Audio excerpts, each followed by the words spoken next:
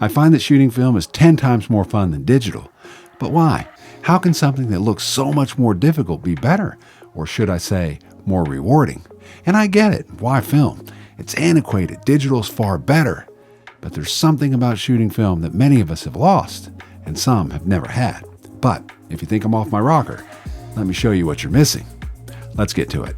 Before digital and mirrorless cameras arrived center stage and swept everyone off their feet, there was analog photography with its archaic manual cameras and lenses.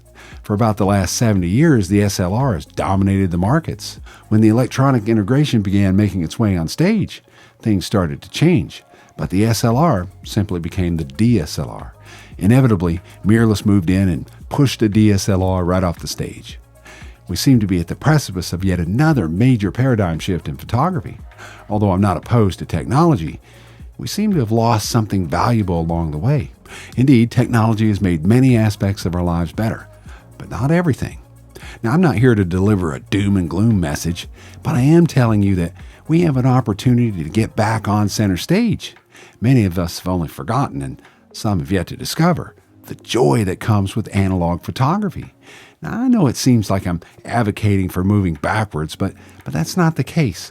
Truly, in the quest to improve photography, we ended up detaching ourselves from one of the most important parts of photography altogether, and that's the hands-on experience, the part that no book can teach or replicate. There's more to shooting film than merely the camera we use, but the camera we use does play an important role nonetheless. Indeed, the film experience is about the entire process.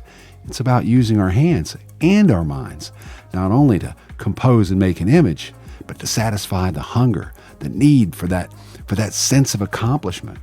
Now, the psychology suggests that working with one's hands triggers the release of chemicals like dopamine and serotonin, which makes you feel good.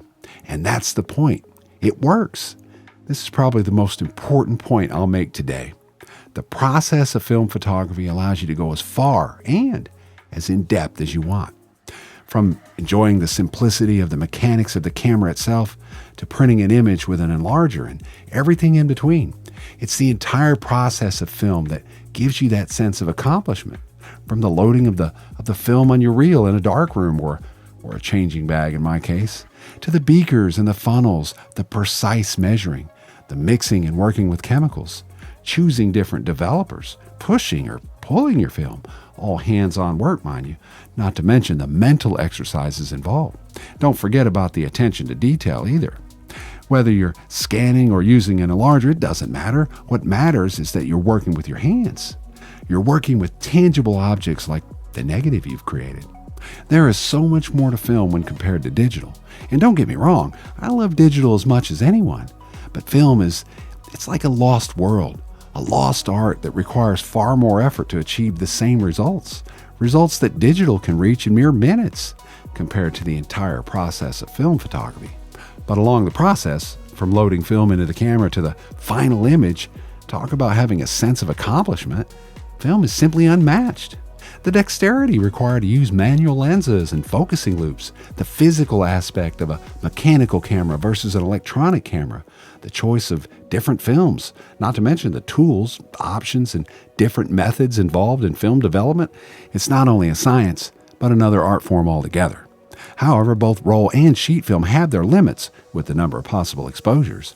I mean, let's face it, you can only carry and load so much film compared to the virtually unlimited capacity and speed of a memory card.